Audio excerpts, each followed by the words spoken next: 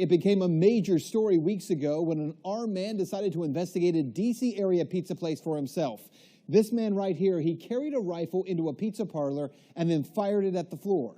Media is telling you the entire story is a hoax or fake news. But what does that even mean? I spent the last month investigating. So what exactly is Pizzagate? And are there any actual facts to support this story? I've got to warn you, what we're going to talk about tonight will be disturbing to some people. But this is a reality check you won't see anywhere else.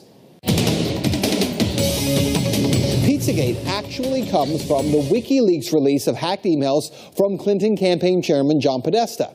In all, WikiLeaks dumped around 50,000 email messages, and it was from those emails that the claims that John Podesta may be part of a child sex trafficking ring come from. Now, to be clear, not one single email in the Podesta emails discusses child sex trafficking or pedophilia.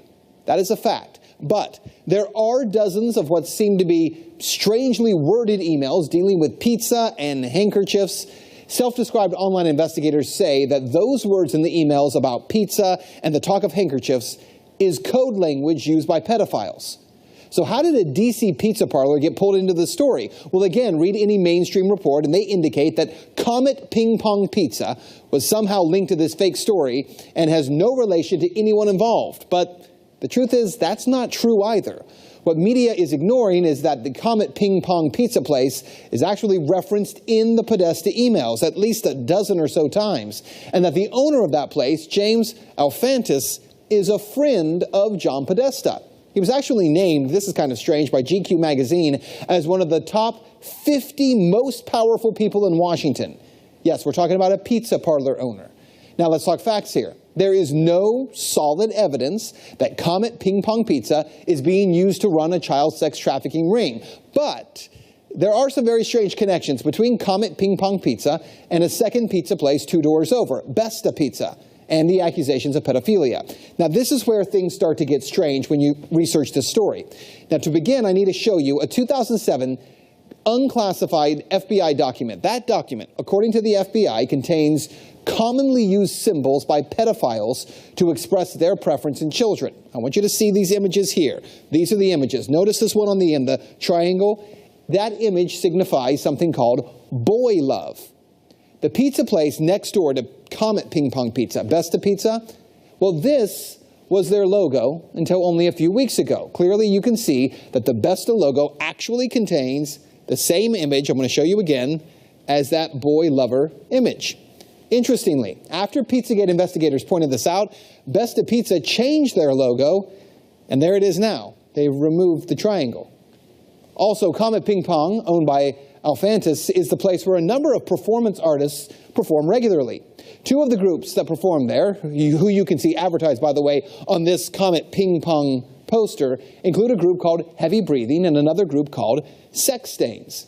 Well, if you check out the YouTube videos by these bands, Heavy Breathing has songs that do joke about pedophilia, and the band Sex Stains has a video that includes, and you see it right there, that same boy lover symbol. It's nearly identical to the one that the FBI does say is a pedophile code symbol for boy love.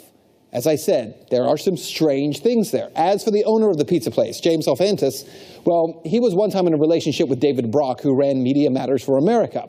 Well, since Pizzagate began to blow up online, he has made his Instagram profile, Jimmy Comet, private. But an archive search of Instagram reveals a number of strange photographs and words with strange and disturbing images associated with them. Look, to the point where we can't show you those pictures.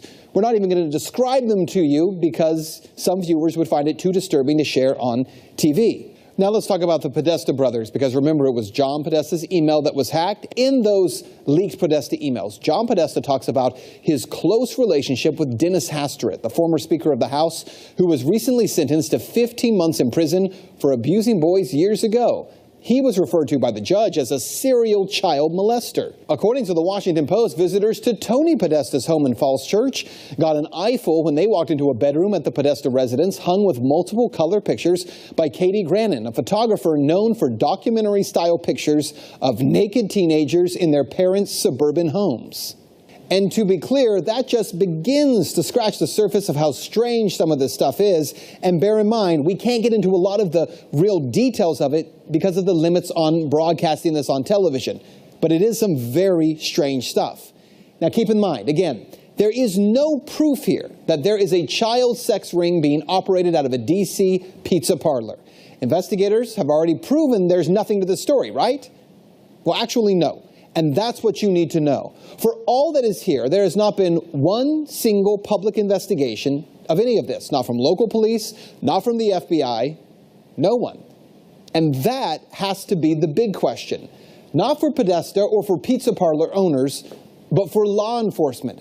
Based on what may be or may not be here, the big question is, why hasn't any investigation taken place? That's Reality Check. Let's talk about it on Twitter.